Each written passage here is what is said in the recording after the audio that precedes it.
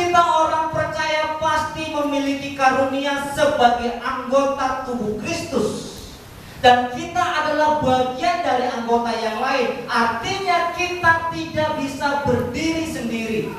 Tetap harus ada dalam satu kesatuan tubuh Kristus karunia-karunia yang kita miliki. Sebab karunia-karunia itu untuk memuliakan Allah dan untuk membangun tubuh Kristus, yaitu gerejanya. Karunia itu berasal dari bahasa Yunani karismata, atau bentuk tunggalnya karis. Jadi kalau ada anak namanya karis, berarti dia berpikir inilah karunia, atau lebih gampangnya adalah anugerah. Jadi kalau orang tua memiliki anak, wah ini anugerah Tuhan, wah ini karunia, namanya karis, ya. Tapi pakai H, jangan KA. Jadi karis lagi ya. Karis artinya adalah hadiah, pemberian, anugerah atau karunia. Dalam pengertian rohani, karismata ini atau karis berpengertian bahwa karunia rohani yang berasal dari Allah.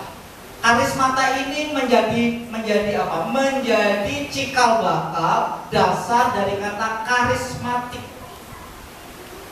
Dari karismatik ini muncul namanya gerakan karismatik.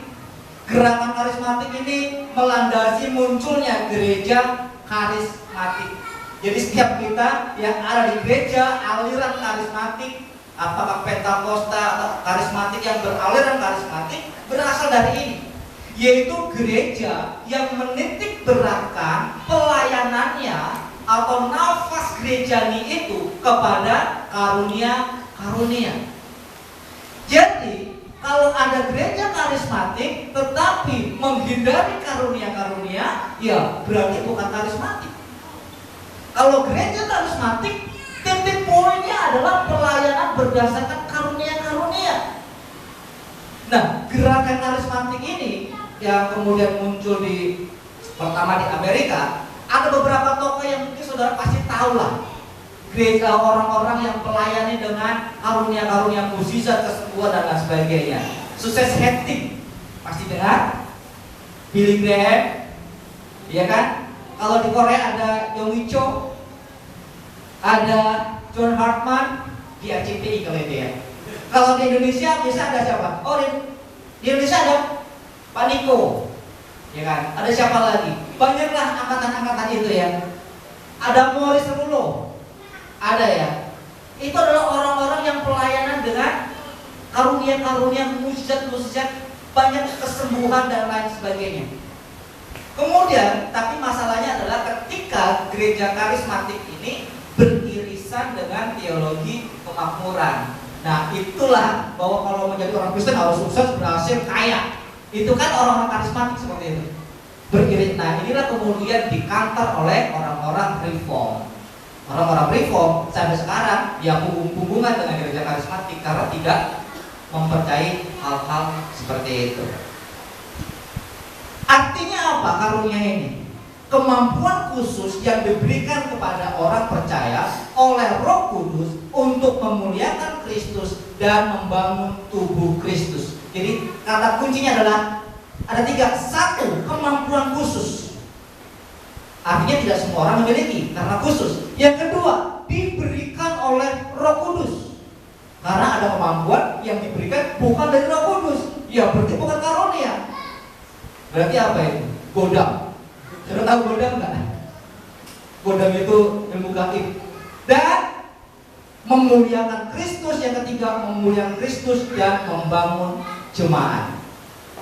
Memuliakan Kristus dan membangun jemaat.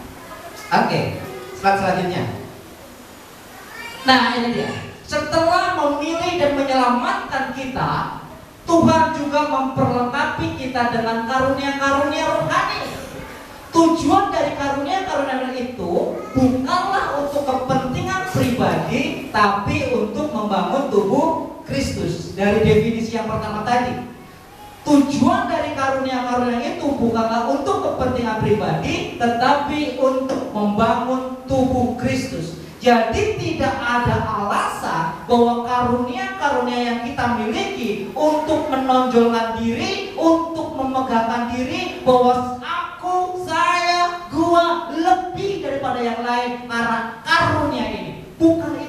Karena firman Tuhan mengatakan bahwa seorang menjadi anggota yang lain. Artinya tidak ada yang boleh menonjol, tetapi harus menjadi satu kesatuan. Nah, pada dasarnya, oke lanjut. Nah, ini dia. Secara garis besar, karunia dapat digolongkan dalam 3 hal. Yang pertama adalah karunia alamiah. Setiap manusia sejak lahirnya diperlengkapi dengan kecenderungan alamiah yang disebut bakat atau talenta. Jadi kita bikin garis besarnya. Jadi setiap orang, kalau saya bilang karunia dalam pengertian khusus, itu setelah orang lahir baru dan menerima Kristus. Tetapi kalau karunia alamiah, sejak kita lahir kita memiliki bakat, memiliki talenta. Pasti memiliki, karena apa? Itu menjadi ciri khasnya seseorang itu. Kalau orang bakatnya di musik, dia akan mudah belajar musik dan menjadi expert di musik. Tetapi karunia alamiah ini bisa dipelajari. Saya ingatkan lagi, karena ini adalah bakat dari lahir, bukan pemberian secara khusus. Ini bisa dipelajari, mungkin membutuhkan kerja keras yang lebih effort untuk hal itu. Saya nggak jago nyanyi. Kalau saya ingin bisa nyanyi, bisa aja ya, jangan jago. Kalau jago udah susah nih ya. Kalau saya ingin bisa nyanyi, saya bisa les, bisa latihan berbulan-bulan jadi penyanyi. Beda dengan orang yang punya bakat nyanyi, nggak perlu les vokal, cukup 2 kali 3 latihan, udah expert, udah bisa. Itu yang membedakannya. Tapi setiap kita bisa belajar dari apa yang tidak kita punya kecenderungan. Karena ini bisa dipelajari. Misalnya istri saya itu gak bakat nyanyi. Dia itu bakatnya ngomel, tapi jadi WL. Kan angel gak tuh? Bakatnya ngomel, tapi disuruh jadi WL. Wangel terus, angel. Susah. Sebab itu ketika dia dapat jadwal, persiapannya gak seminggu, sebulan. Cari lagunya dapat, dikirim ke tim musik. Itu setiap malam saya mendengarkan lagu dia. Apakah dia nyanyi, ataukah YouTube-nya nyala sampai dia tidur. Itu yang terjadi. Karena apa?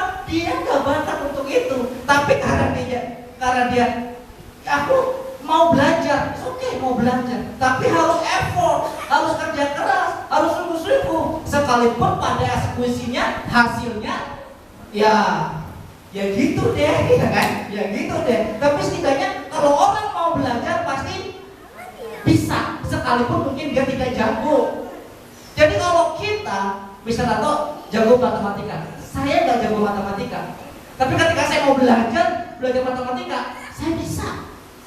Dan saya bisa dapat duit dari matematika. Wah, enak kan? Pak Anto jago matematika, saya nggak jago matematika. Tapi karena saya merasa, ini perlu, saya belajar dari Pak Anto, ajarin saya matematika secara gratis. Berapa kali pertemuan? Gratis. Setelah bisa, saya ajari anak terapi saya matematika. Bisa, pinter. Anak yang saya terapi punya adik. Adiknya kalau belajar bersama mamanya, ini lemot, gak bisa. Kakaknya mau cepet. Emaknya tanya ke saya, Pak, tolong ajarin adiknya matematika. Ya kan? Nanti saya perhitungkan sebagai sesi. Oke. Jadi ini gimana Bu? Lewat bapak aja, nggak usah lewat yayasannya si kakaknya. Karena kan cuma private. Oke Bu. Enggak menentukan harga. Nanti tulus aja. Karena sekalian jalan satu rumah 2 anak. Habis ngajar kakaknya, ngajar adiknya. Akhir bulan, Bu, si Arik 5 sesi Bu bulan ini. Baik Pak, 5 sesi. Saya berpikir kalau 100.000 berarti 500.000. Tiba-tiba muncul centik, ada transferan masuk. Pak, sudah saya kirim ya bukti transfernya. 1 juta 60 menit, 1 sesi 60 menit dibayar 200.000. Mister Anto 1,5 jam 100.000. Mister saya 100.000 1,5 jam 90 menit. Saya yang abal-abal itu ya 200.000 60 menit. Dapatnya gratis. Tenang saudara, saya udah ngomong Pak Anto. Kemarin kan saya belajar sama Anto nih matematika. Nah sekarang ini dari dulu Pak Anto. Gimana kita hitungannya? Nah, jadi enak sama dia tuh begitu. Saya mendapatkannya dengan cuma-cuma, saya kasih dengan cuma-cuma. Oke Pak Anto, saya terima dengan cuma-cuma, saya berikan dengan salary. Nanti saya kaca ya, saya kaca. Oke, jadi saudara, kita kembali di sini. Jadi setiap kita memiliki bakat, benar. Setiap kita memiliki bakat, tetapi bakat ini harus dikembangkan supaya kita menjadi expert di situ. Tetapi orang yang tidak memiliki bakat untuk belajar bisa, karena ini bakat alamiah. Orang yang nggak tahu bernyanyi, orang yang nggak tahu bermusik bisa latihan dan bisa. Sekalipun dia tidak expert, paling tidak dia bisa. Orang yang nggak bisa berbicara public speaking, ngomong depan umum, kalau dia belajar, dia akan bisa. Dia akan bisa, sekalipun dia tidak akan jago, setidaknya ketika dia bicara depan umum, dia nggak belibet. Ketika apa? Ketika dia mau belajar. Setiap kita memiliki talenta yang masing-masing, dan itu menjadi ciri khas kita masing-masing. Nah, tugas kita adalah mengembangkan talenta itu.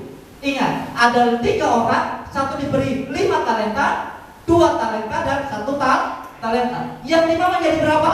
10. Yang 2 menjadi 4, yang 1 jadi 0, nggak berkembang. Karena apa? Dia diberikan talenta karena menganggap cuma 1. Apalah artinya 1 ini? Tuhan nggak meminta 1 ini menjadi 10. Kalau 5 jadi 10, 2 jadi 4, 1 jadi 2, itu pun sudah berkembang 100%. Itu pun sudah berkembang 100%. Kita gak diminta untuk menjadi yang 1 menjadi 10, gak bisa. Saya gak diminta untuk multi talent kayak Omolan, gak diminta. Tapi saya maksimal di bagian saya, itu juga sudah puji Tuhan, haleluya. Kita tidak perlu menjadi sama hebat dengan orang lain, tapi kita menjadi hebat dalam diri kita, hebat dalam bidang kita, hebat dalam posisi kita. Itu yang Tuhan mau. Gak semuanya kan harus menjadi hebat, main bass, main drum, main piano, main keyboard. Lalu nanti nyanyi siapa? Yang doa siapa? Untuk menjadi doa syafaat aja, itu butuh talenta. Waduh, saya gak bisa kalau suruh doa syafaat. Saya kalau berdoa 4, 5, 10 kata paling banyak, udah amin. Bagaimana saya mendoakan bangsa negara? Gak bisa, itu pun butuh talenta. Terima tamu juga butuh talenta, penerima jemaat. Gak semuanya orang senyumnya dengan tulus. Kita kan butuh penerima tamu yang bersenyum dengan tulus. Shalom, selamat datang. Silakan mengalami hadirat Tuhan. Tuhan memberkati. Kalau orang ini tidak memiliki ketulusan hati, Salam.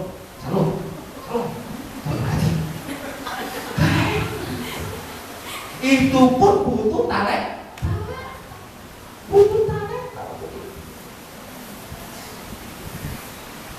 Yang pertama, karunia alamiah ini bisa dipelajari. Yuk, kita pelajari. Asal ada kemauan. Asal ada kemauan. Mbak Indang ini kalau nyanyi rada miring-miring kan? Ya kan? Tapi dia ada mau latihan. Lama-lama bener juga kan? Bisa juga Mbak Indang nyanyi gitu. Awalnya, waduh Mbak Indang kalau nyanyi ampun. Ya, lama-lama latihan, bisa juga. Bisa juga. Yang penting kalau saudara, di situ masih banyak bidang pelayanan. Kalau saudara mau, pasti ada motivasi dulu. Yang penting mau. Coba dulu semuanya. Nanti saudara akan mendapat konfirmasi. Oh, saya ada di sini. Kalau kita belum mencoba, kita nggak tahu kita sebenarnya posisinya di mana. Yang aku melakukannya dengan sejahtera, melakukannya dengan sukacita, melakukannya dengan happy, dan saya bertumbuh di sana.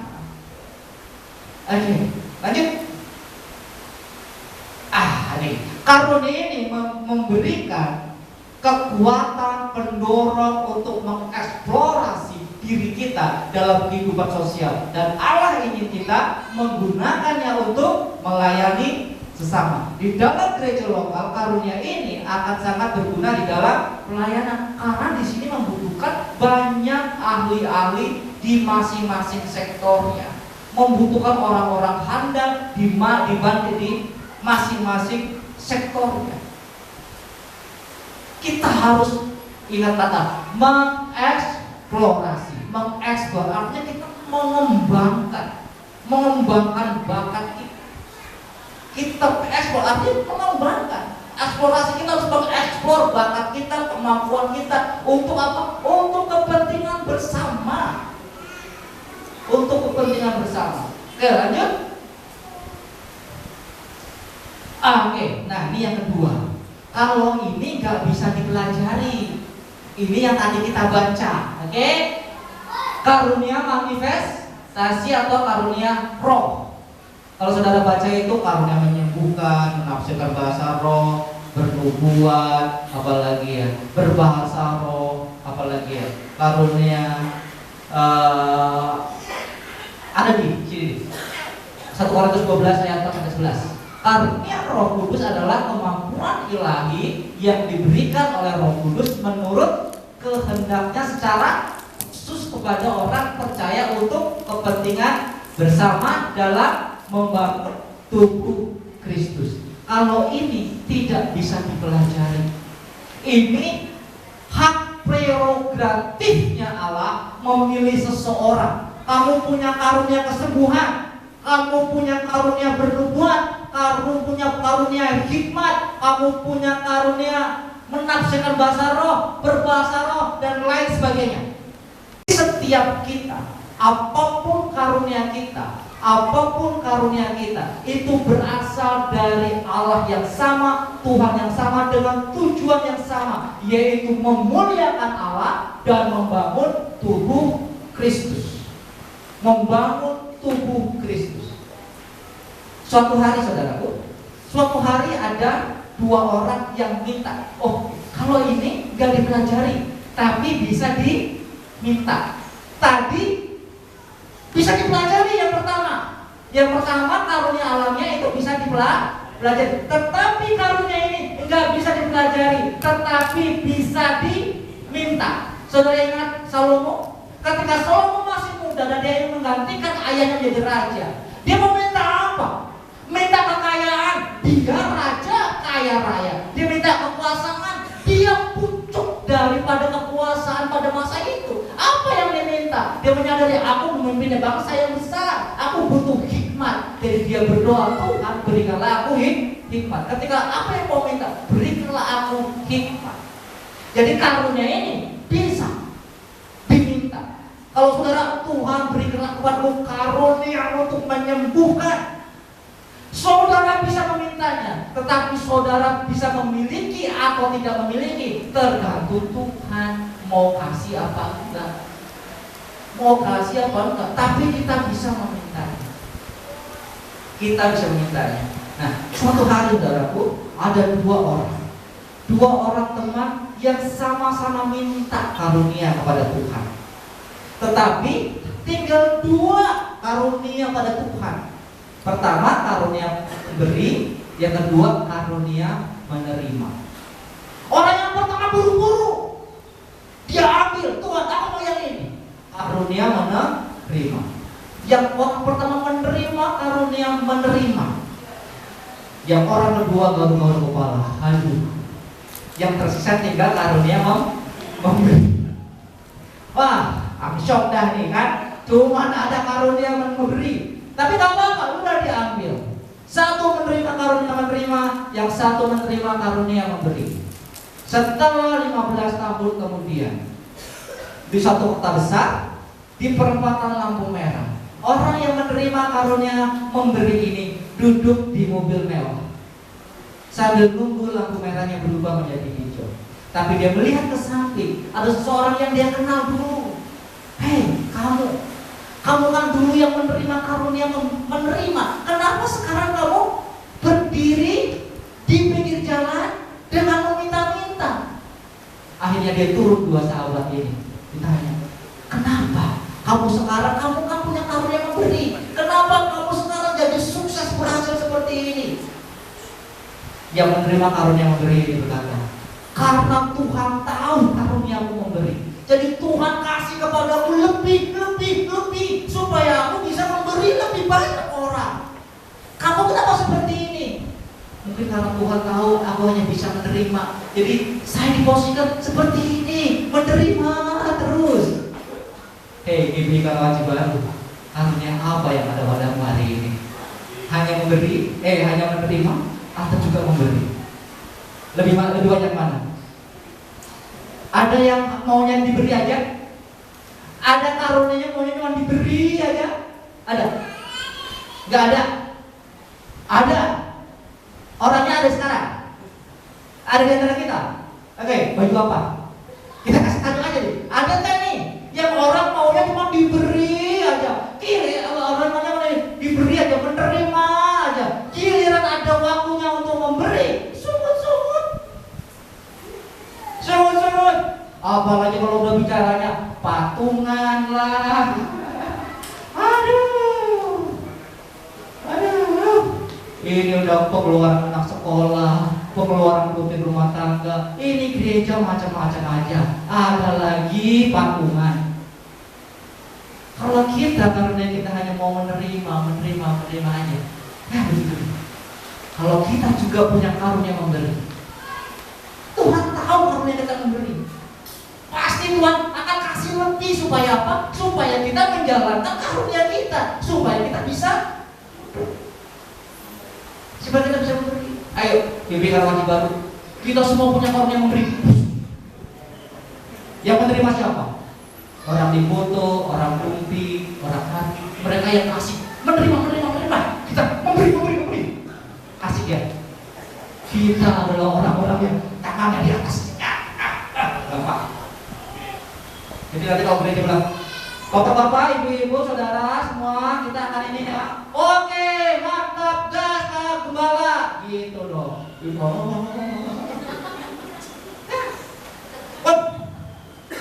Lanjut. Panjang kita. Ini udah, soalnya ngomongnya udah tapi jurang, bahaya ya. Karunia roh ini bukanlah sesuatu yang dapat dipelajari. Bukan karunia alamiah, tetapi merupakan manifestasi atau wahyu ilahi. Biasanya karunia ini adalah hal yang spontan terjadi pada saat kebutuhan tentang hal itu muncul dalam pelayanan kita. Karunia kesembuhan itu kan muncul karena keadaan yang harus membutuhkan mukjizat itu dan lain sebagainya. Jadi ini terjadi situasional saja. Enggak selamanya orang yang punya karunia kesembuhan seumur hidupnya dari umur 27 sampai dia maut usia 60 dia punya